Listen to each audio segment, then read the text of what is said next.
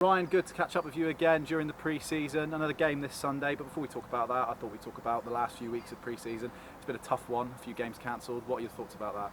Yeah, it's been a little bit frustrating with the fixtures getting cancelled. Obviously Bridgewater and Portishead pulled out and the games obviously can't be out. Understand they've got player unavailability and stuff, so yeah, a little bit frustrating in terms of games, but training's been really positive. Girls come back looking sharp. Intensity levels are gone through the roof in the last couple of weeks. Fitness testing, they've been fantastic, so yeah, looking in good shape. How do you combat that when you have unfortunate situations like that, when teams obviously drop out, because obviously match experience is quite a key thing to get? Yeah, it's very difficult.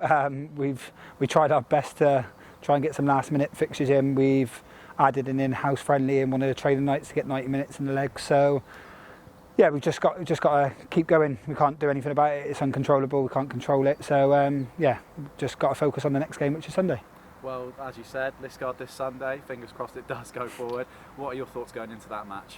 Yeah, again, it's just about minutes. We're talking about other teams having players unavailable. We've got 9 missing this weekend, through to going home or other things on, which isn't ideal, but it's understandable this time of year. So, but it gives opportunities for those others. I think we've got 13 available, so we'll go down there, plenty of minutes in the legs, and like I say, try and implement the style and how we want the girls to play moving forward for the season.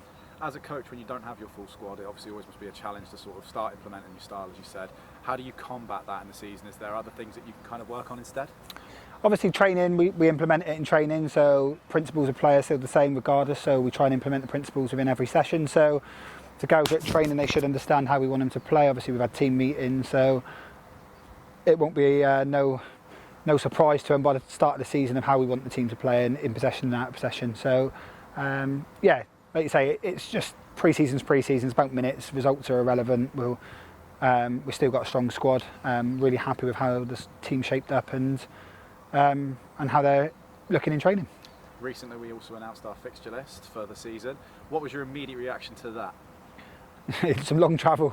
If you look at the, I don't think there's many close games this year. Obviously, with Bridgewater going down last year, closest game's Cardiff, which is still few hours away, so yeah, lots of time on the road, but we try and use that as a positive, like you say, a bit of team morale and team building on the bus and stuff like that. So we're going to spend a lot of time together this season, so obviously could have had a little bit of an easier start than Billericay at home and Ipswich away, so, and obviously we've thrown in there with the cup game with Exeter, so yeah, really interesting start, but really looking forward to getting going.